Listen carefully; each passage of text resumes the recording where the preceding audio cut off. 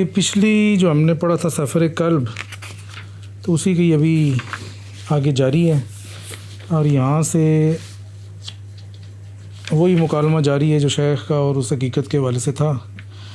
تو وہ ہم نے جو پڑھا تھا کہ جی اس میں شیخ اس جگہ پہ پہنچے اور معتدل جھرنا تھا، اور ایک عین سے ملاقات ہوئی، جوان سے ملاقات ہوئی۔ اس نے کہا جی کیا معاملہ ہے؟ اس نے کہا جی وجود کا معاملہ ہے، اور کدھر ہے؟ اس نے کہا جی حاجب کی نظر کے سامنے ہے۔ تو یہ اس کے بعد جو نہیں آگے وہی کلام جاری ہے، تو آگے دیکھتے ہیں کہ شیخ نے اس سے کیا بات کی ہے۔ اچھا، پھر شیخ نے کہا، اب یہ کل تو لہو کا مطلب ہی ہے کہ ابن عربی اس سے کہہ رہے ہیں، میں نے کہا یہ تو معنی کی ارواح ہے، یعنی کہ یہ جو بات ہو رہی ہے نا، وہ جو پچھلی بات ہماری ہو رہی تھی کہ جی اس نے کہا کہ جی کدھر کا ارادہ ہے، تو اس نے کہا جی کہیں میرا کوئی ارادہ نہیں ہے، لیکن مجھے دو مشرقوں کی طرف بھیجا گیا ہے، جہاں پر دو سورج طلوع ہوتے، سورج طلوع ہونے کی جگہ پہ، دو چاند طلوع ہونے کی جگہ پہ، اور امر و نہی کی جگہ پہ بھیجا گیا، اور جو بھی آئے تو مجھے کہا گیا کہ جی اپنے جوتے اتار دو، یعنی کہ تمہارا سفر ختم ہو گیا۔ تو اس پر شیخ نے کہا یہ اس کلام کی بات، میں نے کہا یہ تو معنی کی ارواح ہیں۔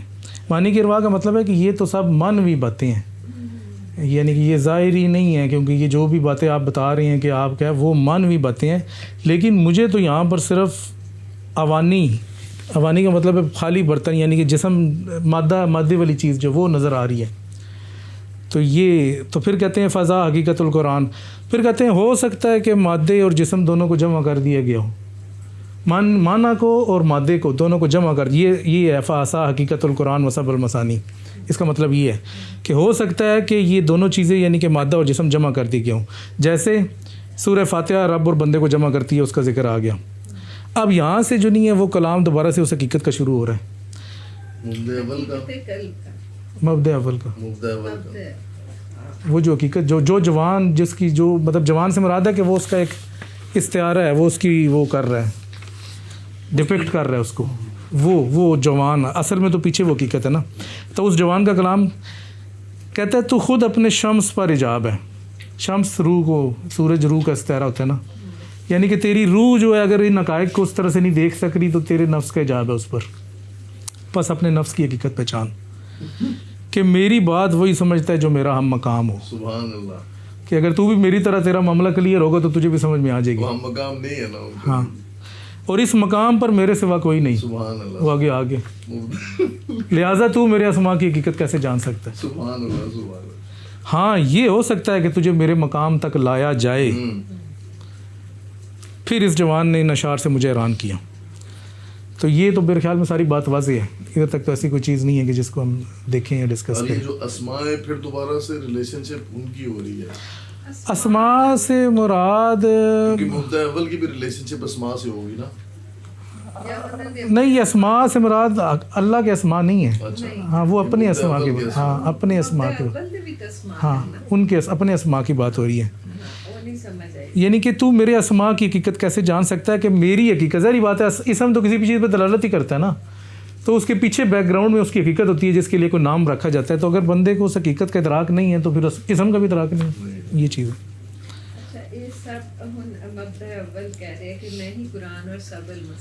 ہاں، اب یہ اشعار ہیں، پھر اس جوان نے اپنے اشعار سے مجھے حیران کیا۔ اچھا، یہ اشعار جو نا شیخ نے فتوحات کے شروع میں بھی ذکر کیے مقدمے میں، پتہ نہیں آپ نے پڑھا کہ نہیں پڑھا۔ وہاں پر شیخ نے کہ ایک جماعت کے ساتھ گئے جو کہ صوفیاء کی جماعت تھی، اور صوفیاء کی جماعت کے پاس گئے تو ان کے سامنے شیخ نے نا یہ والے اشعار پڑھے، اس کی بات چیک کرنا کہ یہی والے، تاکہ ان کو تھوڑا سا نہ کہیں کہ مجھے یہ، تو کہتے ہیں کسی کو کچھ بھی سمجھ نہیں آئی، میں کہا ساری لول لین وہ، لیکن وہ بڑے مزے کا پیراگراف ہے، اس میں انہوں نے نا نہیں وہ فتوحات نکال کے تھوڑا سا دیکھ لیتے ہیں، پھر ان اسماء کو بھی دیکھ لیتے ہیں۔ خطبہ ہے یہ فتوحات مکیہ کا، تھوڑا سا پڑھ لیتے ہیں، تھوڑا وہ ریفرنس ہو جائے گا، بات سمجھ میں آ جائے گی۔ یعنی کہ یہ شیخ اکبر نے یہ جو ہے نا فتوحات مکیہ، آپ کو پتہ ہے ابتدا کہاں سے کی تھی، مکہ میں کی تھی، اور پھر یہ اپنے دوست کو جن کے لیے لکھی تھی تو ان کو کچھ حصہ اس کا بھیج دیا تھا جو لکھا تھا۔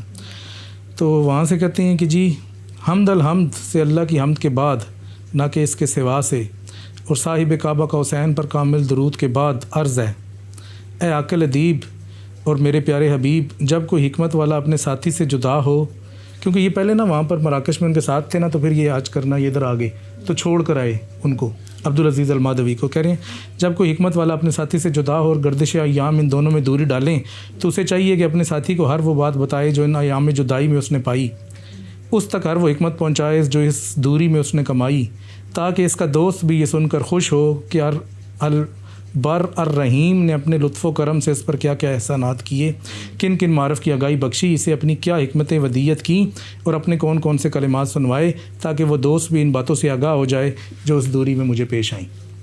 آپ کیا کہتے ہیں؟ اللہ اسے زندگی دے، اگرچہ میری دوست نے اپنی محبت کی سچائی کو کچھ کھوٹ سے بھی داغدار کیا جب آ رہے تھے، اور وقت روانگی کسی خاص وجہ سے ناخوشی کا اظہار کیا. ظاہری بات ہے وہ ان کی بڑی محفل تھی تو شیخ نے کہا کہ میں جا رہا ہوں، تو ظاہری بات ہے وہ بندہ کہتا ہے یار رک جاؤ کیوں جا رہے ادھر، تو وہ بھی سینس ہوتے ہیں. لیکن تیرے اس دوست نے پھر بھی آنکھ پر میل نہ آنے دیا اور اپنے دوست سے اس نے اعتقاد ہی رکھا. اللہ اسے قائم رکھے کہ تیری پرواہ وہی کرتا ہے جو تیرے بارے میں طلب رکھتا ہے. لہٰذا میرے دوست کو اللہ اسے زندگی دے خوش ہونا چاہیے کہ میرے دل میں کوئی میل نہیں اور محبت میرے دل میں اب بھی قائم ہے. میرا دوست جانتا ہے اللہ اسے خوش رکھے کہ میری اس سے محبت صرف اللہ کے لیے، نہ کسی شے کے لیے، نہ خود اپنے لیے، اور اس حقیقت سے پہلے بھی آگاہ تھا کہ یہ بغیر کسی علت کے ہے، یہ بغیر کسی حاجت اور قلت کے ہے، اس میں سزا طلبی اور جزا خوفی کا بھی عمل دخل نہیں. تو وہ ان کی نا پورا ایک آستانہ تھا، مطلب وہ ویل سیٹلڈ تھے، ہیں مادھوی ویل سیٹلڈ تھے، ان کا آستانہ تھا، مرید بھی تھے، پیر تھے باقاعدہ طور پہ. تو ظاہری بات ہے ابن عربی تو درویش تھے، ان کو تو کچھ بھی نہیں تھا، ادھر گزر رہے ادھر گزر رہے، تو اس وجہ سے وہ ان کے پاس جا کے ٹھہرتے تھے نا. شاید میرا دوست اللہ اس کی حفاظت فرمائے اس وقت بھی مجھ سے خوش نہ تھا جب میں پہلے پہل سن 590 ہجری میں اس کے پاس آیا، اور وہ میرے مقاصد اور نظریات پر چلنے کو راضی نہ تھا. ظاہری بات ہے کسی پیر کو آپ جا کے بتائیں کہ پیر صاحب تسی کی نہ چکریں پہ ہو، اصل کام میں ہے، تو وہ پھر اس دور میں تو خیر ٹھیک نظام تھا، لیکن پھر بھی ہر بندہ جو ہے نا کسی کو 100% تو نہیں آتا، ہر بندے کی اپنی ہے نا، اس حساب سے چلتا ہے نا. آگے کہتے ہیں جی وہ میرے مقاصد اور نظریات پر چلنے کو راضی نہ تھا کہ اسے اللہ اس سے راضی ہو ان میں نقص نظر آیا.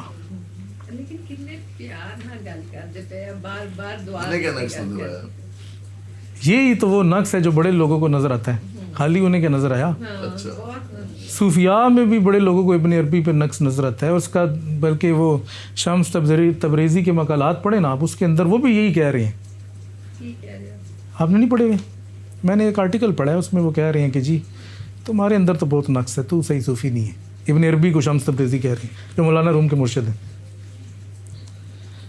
اچھا آگے کہتے ہیں اور میں نے اس کا عذر تسلیم کیا، میں نے کہا جی تو ٹھیک کہہ رہے ہیں، یہ نہیں کہا کہ تو غلط کہہ رہے ہیں، کیونکہ میرے ظاہر حال اور باہری حالت نے اسے یہی بتایا کہ شیخ کا جو ظاہر حال تھا نا وہ اور ہوتا تھا. مطلب ظاہری طور پہ آپ کو اتنے نہیں صوفی بنتے تھے اور یہ کوئی ملنگ اور پتہ نہیں، ظاہری طور پہ آپ اسی طرح نارمل ہی ہوتے تھے عام انسانوں کی طرح. تو باطنی معاملات کا تو صرف وہی سمجھ سکتا ہے جس کا باطنی ادراک ہے، اگر کوئی نہیں بتائے تو نہیں پتہ چل سکتا. تو نہیں ہوتی نا، نظر ہو تو اسی کا تو آگے ذکر کریں گے. اچھا جی اس میں نقص نظر آیا، میں نے اس کا عذر تسلیم کیا کیونکہ میرے ظاہر حال اور باہری حالت نے اسے یہی بتایا. میں نے اس سے اور اس کے مریدوں سے اپنا اصل حال چھپایا. شیخ شروع میں چھپاتے رہے نا، یہ تو مکہ کے آنے کے بعد والا جو آپ کا پیریڈ ہے نا، ہاں یہ شروع میں تو بہت چھپاتے تھے، کسی کو خبر بھی نہیں ہونے دیتے تھے. یہ تو کچھ کتابیں ان کی مشہور ہوگی تو اس وجہ سے مشہور ہوگی، ورنہ تو پتہ ہی نہیں چلتا کہ یہ ہیں. کہتے ہیں اور اس کے سامنے اپنی بدحالی اور حریصانہ طبیعت کے ساتھ آیا. اللہ اکبر، خود اپنے آپ کو شو کیا نا، دکھا کچھ رہے سن ہے کچھ اور اپنا نا اندرونی حال بھی چھپایا انہوں نے، کیونکہ اندر بھی پروٹیکشن کر سکتے نا اپنی. اندرونی حال تو ویسے چھپے ہوئے، وہ تو ویسے چھپے ہوتا ہے، وہ اہل نظر ہی ہوتا ہے جو دیکھے اندرونی حال بیان نہیں کیتا نا. مگر وہ اہل نظر بھی اگر ہون گے اور یقیناً ہون گے، اور اودی باوجود اگر تسی چاہو تو تسی اپنا حال چھپا سکتے نہیں. ابھی آگے پڑھیں نا، وہ معاملہ اس کے برعکس ہے. شاید میں انہیں آگاہی کے راستے سے کچھ بتاتا، میرا ارادہ تھا کہ میں انہیں کوئی اشارہ کر دوں، کو سمجھا دوں، لیکن اللہ نے ایسا نہ چاہا. اور ان میں سے کسی ایک نے بھی مجھے اس قابل نہ جانا کہ میں بھی صوفی ہو سکتا ہوں. مریدہ بھی نہیں سمجھا نا. انہوں نے آخر فارغ بندے تو شیخ تھے نا جو مریدین بیٹھے تھے, انہوں نے کہا یہ کوئی فارغ صاحب بندہ ہے, پتہ نہیں کون آیا یار. اللہ نہیں چاہتا. اسی طرح ایک مجلس میں جب میرا یہ دوست میر مجلس تھا, میں نے ان کے یعنی کہ مریدوں کے گوش گزار وہ اشعار کیے جنہیں میں نے اپنی کتاب الاسراء میں لکھا, اور وہ یہ ہیں, اشعار پڑھ دیتا ہوں پھر بعد میں اس کو دیکھیں گے. میں ہی قرآن اور سب المثانی ہوں. لیکن یہ اشعار شیخ کے نہیں ہیں, یہ تو وہ جوان شیخ کو کہہ رہا ہے, شیخ کی اپنے نہیں ہے. شیخ نے ان کا امتحان لینے کے لیے کہ شاید یہ سمجھتے ہیں اس بات کو. تو میں ہی قرآن اور سب المثانی ہوں, میں روح کی روح نہ کہ روح جسمانی ہوں. ہاں وہ آگے اتنی بڑا گلا کر رہے ہیں یار, یہ تو کافر ہے. یہ کیسی باتیں کر رہے ہیں. بات پوری کریں گے نا, شعر پڑھیں نا. میرا قلب تو مناجات حق میں گم ہے, جب کہ میری زبان کی تم سے سخن آرائی ہے. سبحان اللہ. یعنی میں بات تم سے کر رہا ہوں لیکن پیچھے میرا معاملہ فٹ ہے. کنکھیوں سے میرے اس جسم کو مت دیکھ, بلکہ ان مغانی سے لذت پا جو میں نے تجھے بتائے. ذات کے ساغر میں غوطہ زن ہو, تو عجائب دیکھے گا جو آنکھ کو نظر آئے. ان اسرار میں سے بعض نے بعض کو دیکھا تو معنی کی ارواح کے حجاب میں وہ بم پایا. اچھا اب آگے کیا کہہ رہے ہیں. یہ اس وجہ سے میں نے کہا یہ پڑھ دوں نا, تو اس کی وجہ یہ ہے کہ تاکہ لوگ یہ نہ سمجھیں کہ یار آج کل کے لوگوں کو یہ چیزیں سمجھ نہیں آتی. شیخ نے اپنے دور میں بھی جن مریدوں کو بتائے ہیں تو ان کو سمجھ نہیں آئے. اللہ کی قسم میں نے اس قطعے کے اشعار, قطعے کے پتہ نہیں قطع کہتے ہیں, قطعے کے اشعار کیا پڑھے, مجھے لگا کہ میں مردوں سے مخاطب ہوں. اللہ اکبر, اللہ اکبر. اس کی وجہ وہ حکمت تھی جسے میں پانا چاہتا تھا, یہ قلب یعقوب کی وہ خواہش تھی جسے وہ نبھانا چاہتا تھا. یعنی کہ میں یہ دیکھنا چاہتا تھا کہ ان میں سے کون اس قابل ہے. قلب یعقوب کی وہ حضرت یعقوب کا جو معاملہ تھا نا, اس حضرت یوسف کے ساتھ ہاں, حسرت تھی نا, جو ان کی وہی خواہش ہے, خواہش حضرت یوسف کو واپس ملنے کی خواہش. ان سے ملنے کی خواہش تھی نا. قلب یعقوب خواہش دا سمبل. ہاں تو ادھر بھی نہیں, قلب یعقوب جو ہے نا وہ سمبل ہے, کیونکہ وہ یہ کہتے تھے کہ جی مطلب وہ ان کو پہلے سے انہوں نے کہہ دیا کہ میں اس کی روح کو محسوس کرتا ہوں, خوشبو کو. یعنی کہ وہ بھائی سارے کہتے تھے جی وہ تو مار کے یوسف آپ کن چکروں میں پڑے ہوئے ہیں, تو وہ کہتے تھے نہیں مجھے محسوس ہوتی ہے. اس وجہ سے ان کا قلب جو نہیں ہے, اور قلب اور پھر آنکھیں بھی بعد میں کہ وہ آنکھیں مطلب وہ رو کے اندھی, یعنی کہ وہ اس کی آنکھیں اندھی ہونے کا اشارہ یہی ہے نا کہ وہ اس کی دید کے انتظار میں تھے. تو یہاں پر قلب یعقوب یہی ہے کہ شیخ کہتے ہیں کہ کاش ان میں سے کسی کے اندر کوئی سمیل تو آئے, کوئی ان کے اندر بھی وہ یعقوب کے اندر جو کشش تھی اپنے بچے سے ملنے کی, ان کے اندر بھی ہوتی تو میری بات کو یہ اپنے رب سے ملنے کی, اپنے رب سے ملنے کی ایک خوشبو محسوس کر سکتے انہاں شیراں دی. اندر ہوتی کچھ اندر تو تب محسوس کرتے نا, ان سے وہ محسوس کرتے نا. شعر تو ہے کہ ہی مبدع اول نے ہے نا. وہ کہتے ہیں اگر ان کے اندر کچھ ہوتا تو انہیں کچھ نہ کچھ تو اس میں سے نکلتا نظر آتا نا. بالکل یہ تو اندھے بنے ہوئے. اللہ پیچھے یوسف ہے یعنی کہ حضور پاک صلی اللہ علیہ وسلم. اچھا, اس مکرم جماعت میں صرف ابو عبداللہ ابن المرابط صاحب صدر و تقدم نے میرے دل کی بات جانی, سبحان اللہ. یعنی کہ کچھ اشارہ پایا, لیکن وہ بھی یہ پوری طرح نہ سمجھ پائے, بلکہ میرے معاملے میں شک کا شکار رہے. جہاں تک بزرگوار شیخ جراح مرحوم کی بات ہے تو میں نے بارگاہ عالیہ میں انہیں اپنے دل کا حال بتایا, اور میں اپنے دوست سے جدائی کے بعد اللہ اسے زندگی دے اب بھی انہیں یاد کرتا ہوں, ان کے احوال کا معترف ہوں. یعنی کہ کوئی ایک اور بزرگ کا بتا رہے ہیں کہ میں نے وہ جو نہیں ہے کچھ نہ کچھ سمجھ گئے, انہوں نے کوئی معاملہ بتا دیا. ہاں, ان کے احوال کا معترف ہوں اور ان کے مناقب میری زبان پر جاری اور ساری ہیں, اور ان کے آداب کا عاشق ہوں.